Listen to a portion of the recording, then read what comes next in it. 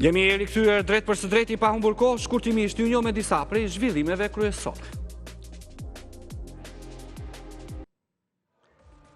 Mes kaosit ku vendi mbylli seancën e fundit plenare, deputetët e Partisë Demokratike zaptuan vendet e kabinetit qeveritar, duke shkullur karrigen e zëvendës kryeministres Belinda Balluku, për cilën SPAK i kërkon kuvendit autorizim për arrestim. Opozitarët u përplasën fizikisht me gardistët, përjashtojnë deputetët Noka dhe Balliu, vëretje deputetëve të tjerë. Elda Hoti shfaqet duke hedhur shishe drejt kryetarit kuvendit. Mes kaosit maxhoranca votoi rendin e ditës. Kryetari i kuvendit Niko Peleshi dënon shkeljen e etikët të deputetëve dhe u shpreh mirënjohje gardistëve për përgjegjësinë e treguar në sallë.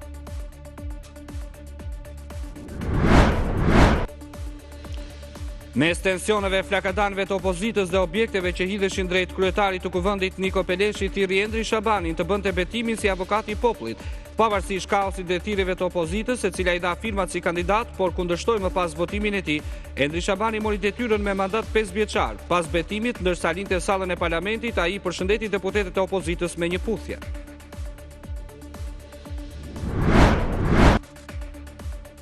Ish presidenti dhe kreu i Partisë së Lirisë Ilir Meta ka lënë para pak minutash ambientet e SPAK u mor në pyetje për krimin shtetëror të 21 janarit si ish zëvendës kryeministri i kohës.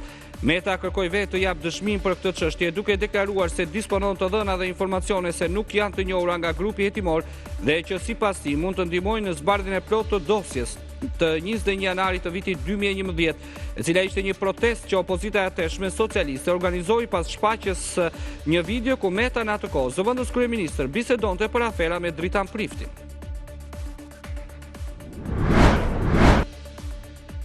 Në apelin e posaçëm po mbahet seanca për zëvendës kryeministren Belinda Balluku dhe varësit e saj, drejtorin e KESH dhe drejtorin e ARSH-s. Balluku ka kërkuar heqjen e 2 masave të sigurisë, atë të pezullimit nga detyra si dhe ndalimin e daljes jashtë shtetit. Pas kërkesës në kuvend për autorizimin e arrestimit të Ballukut, SPAK ka shtuar një tjetër prokuror për dosjen hetimore. Krahas Dritan Prençit në hetime edhe Dorina Bejko. Balluku është marrë pandehur për shkelje të barazisë në tenderin për ndërtimin e tunelit të Llogaras me fond limit 190 milion euro, ndërsa është bënë në hetime edhe për 7 lotet e Unazës së Madhe.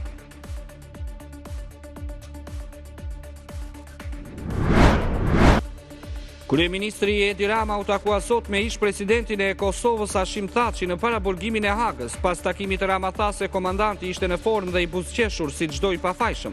Biseduan për familjet, miqt, për Shqipërinë dhe Kosovën, shkruan kreu i qeverisë, i cili e quan pa drejtësi ulëritse në zemër të Evropës Demokratike mbajtjen e ish-krerëve të UÇK-s në qelit e Hagës.